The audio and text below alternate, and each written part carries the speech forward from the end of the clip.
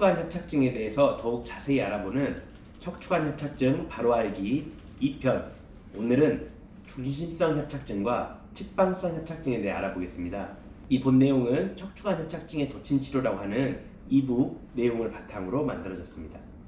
중심성 협착증, 측방성 협착증, 또 협착증 환자 110명을 MRI 영상으로 분석한 결과에 대해서 말씀드리도록 하겠습니다. 먼저 중심성 협착증에 대해서 설명해 드리겠습니다. 중심성 협착증은 척추의 중심부가 좁아져서 발생하는 협착증입니다. 척추의 중심부에는 뒤쪽에는 황인대가 있고요, 앞쪽에는 디스크가 있고 양쪽 옆에는 후관절이 있습니다.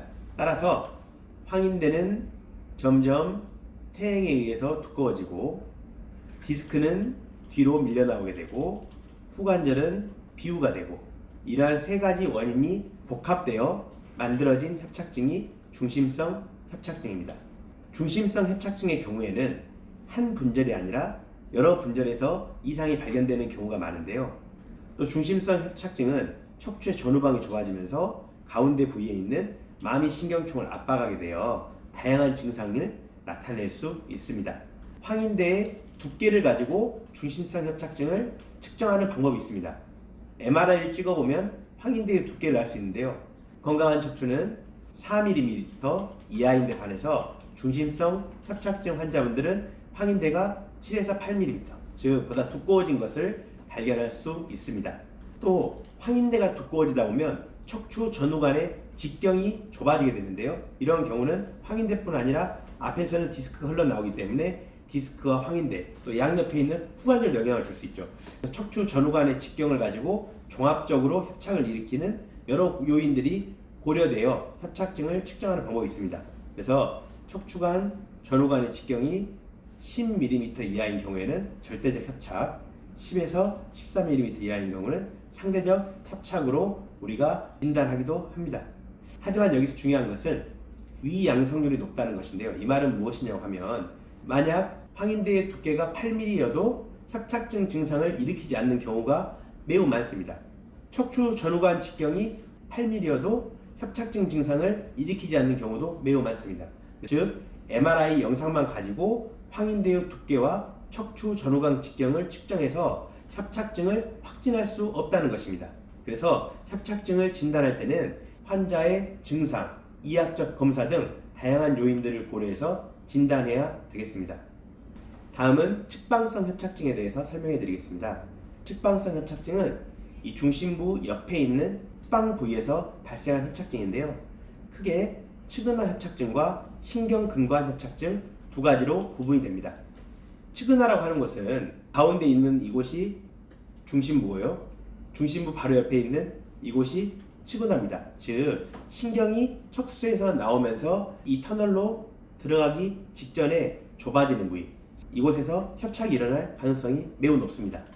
이 측은하 협착증은 주로 앞쪽에 있는 디스크의 탈출, 또 이쪽에 있는 후관절의 비우에 의해서 이 측은하 부위가 좁아져서 발생합니다.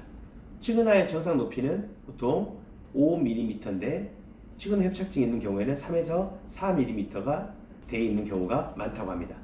다음 협착증은 신경근관 협착증인데요. 이 신경근관 협착은 척추뼈에서 신경이 나오는 부위에서 협착이 발생하는 것이죠. 지금 보면 신경이 이 동그란 이 척추뼈의 구멍을 통해서 나오는데요. 보통 신경관의 높이가 15mm 이하이고 수평거리가 4mm 이하인 경우에는 신경 압박이 높은 빈도로 관찰되기 때문에 신경관 협착증일 가능성이 높다고 합니다. 정상적인 신경관의 높이는 17에서 23mm, 수평거리는 8에서 10mm라고 합니다. 이 신경관 협착증은 마찬가지로 디스크의 탈출, 후관절의 비우, 또 후관절의 아탈구, 즉 후관절이 서로 어긋나면서 가운데 구멍이 좁아지는 아탈구로 인해서 발생합니다. 다음은 협착증 환자의 110명에 대한 영상 분석 결과를 살펴볼 텐데요. 내용이 매우 흥미롭습니다. 한양대학교 병원에서 신경근 압박소견, 즉 협착증의 증상이 있는 환자 110명에 대해서 영상 분석 결과를 논문으로 발표했습니다. 협착의 부위는 매우 다양했습니다. 하지만 이 중에서 사요추에서 발생한 협착증이 가장 많았습니다. 또 협착증 영상을 분석해보니 다분절 협착증이 단일 분절 협착증에 비해 2배 가까이 많았습니다.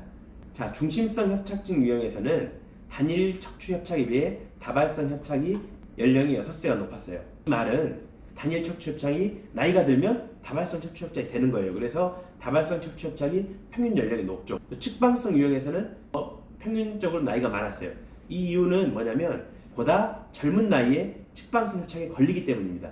그래서 수술 치료를 했더니 중심성 협착보다 측방성 협착에서 예후가 좋았어요. 왜요? 측방성 협착은 보다 젊은 나이에 걸릴 가능성이 높기 때문이죠. 예. 그리고 나이가 젊을수록 분절이 적을수록 수술 결과가 양호했습니다. 측방성 협착증의 발생 평균 연령은 54세, 중심성 협착증의 평균 연령 이보다 11살 많은 65세였습니다. 즉 젊은 나이에 측방성 협착이 올 수 있고 중심성 협착은 그 이후에 올 수 있는데 또 한 분절에서 협착이 발생하면 또 여러 분절로 협착증이 파급되는 다분절 협착증으로 발전할 수 있다. 이렇게 이해를 하시면 되겠습니다. 이상 해부학적 부위에 따른 척추관 협착증에 대해서 알아보았습니다. 즉 중심성 협착증과 측방성 협착증에 대해서 자세히 알아보았는데요.